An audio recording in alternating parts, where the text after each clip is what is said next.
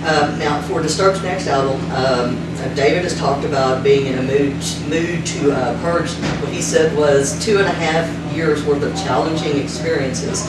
So I know it's going to be a hard-hitting album. What should Disturbed fans be expecting from that album? Anything you want to? As of right now, we really haven't. We're usually very focused on what we're doing at the moment, and we're trying to present the best show we can right now. So we're sort of in touring mode.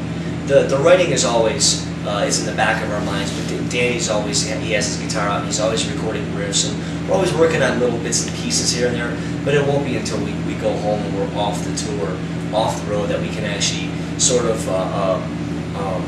decompress and then switch gears into the writing mode.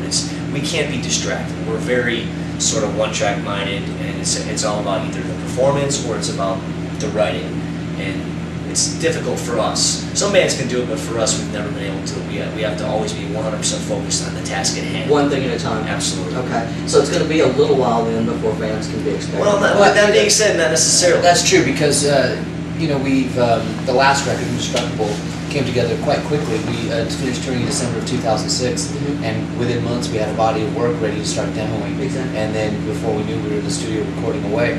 And I think, Danny, like he was saying, Dan's already been, filing away some riffs, and a lot of times, you get a good riff and you can build a great song out of it, just based off of what, some of the riff ideas that have been floating around. It's definitely going to be a heavy, aggressive, hard-hitting record, a la Disturbed, and then, where David's mindset is, I think that's going to continue, and we're going to see an aggressive album. How it's going to play out exactly, like Mike said, we're not quite sure yet, but I don't think it's going to be a long time between finishing this album cycle and touring, taking a little break, and then jumping right back into it. Well, we always have goals for ourselves. We don't just end the cycle and say, okay, whenever we're ready and whenever we feel it's time, the record will come out. We actually set goals, and the next goal for us is to have the new record out by, say, spring or maybe even summer of 2010.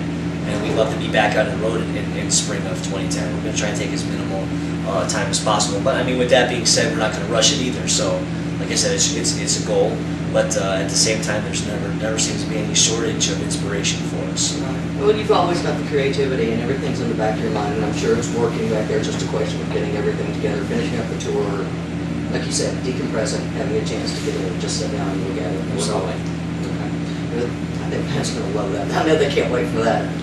It's going to be great. Again, back to your fan support.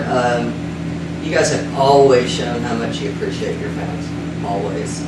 You're launching. Oh, well, absolutely. So thanks for saying that. You're launching a great new thing called the Official Bootleg Series. Tell us about that. Well, this is like the first time that we've really done this. We're doing it on Music as a Weapon.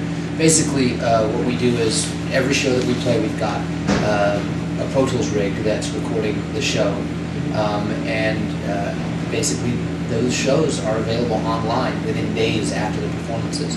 So if, this would have been great when I was a kid, going to see some of the concerts I saw. I would have loved to have had those concerts. And there's a lot of bands that have been doing this. We're not necessarily breaking new ground here, but for us, it's the first time that we've tried to go this route, and we're excited about it. We're a couple shows in now. We have heard some of the mixes back, and we feel confident that fans are really going to dig what they hear, and it's going to be nice for them. A couple days after the show, they can get online and get a piece of that experience in a hard memory. Besides the T-shirt, besides the ticket stub, they'll have actual physical recording, of the show. I was at that show. That's my voice. That's me screaming in the background. Right. It could be. For sure. Yeah, exactly. I think that's great. Metallica's been doing that for a while, and people just love that. You just go online and download it. I think that's great. Was this kind of meant as maybe a response to the record company and them being behind the times on the file sharing, or was this just something that you want to just strictly do for the fans? Yeah, I think the main inspiration behind that was definitely for the fans. We're always looking for a new ways to give back to our fans, because again, we wouldn't be here without them. They've been very loyal. You mentioned Indestructible being the third #1 for us in a row, and that's a huge testament to the loyalty of our fans. So anything we can do for them, It is a loyal following. It is a loyal following.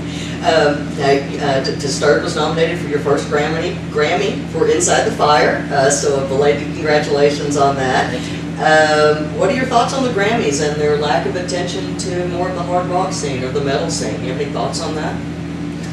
Not too many thoughts on that? You know what, there definitely is. It seems like, you know, there's hard rock performance, there's heavy metal performance, and then besides that, there's not a lot that the Grammys do to sort of support or to recognize what's happening in this type of music. You know, there's, and I didn't realize it.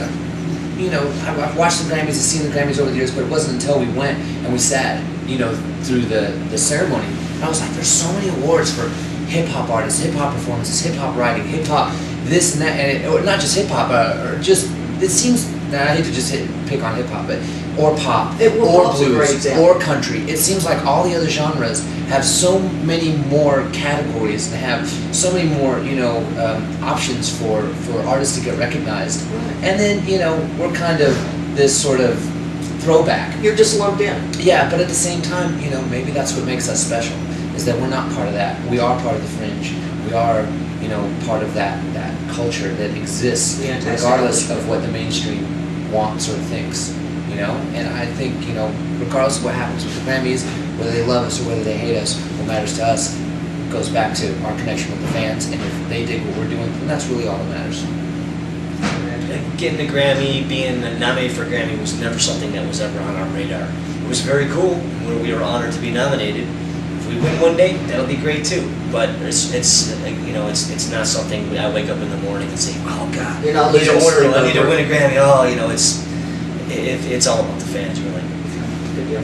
Great. Okay. Well, that's about all of my questions. I was wondering if you had any final thoughts that you wanted to share with your fans, or give them a shout out, say hi to them before the show tonight. Come on out to Music as a Weapon. When we get to your town, it's going to be great. Like John said before, we're bringing out some amazing production ideas, some stuff that we've never done before. We're going to give you guys as much as we can, give you all of our energy. We've got we got a killer lineup going on. We got motocross. We got tattoo artists. We got the whole full package. It's a real deal. So It is a true festival. It is a true festival. Absolutely. Okay. Well, this is Rock Honest with Sonic XS here with John and Mike. But thank you, and we're out.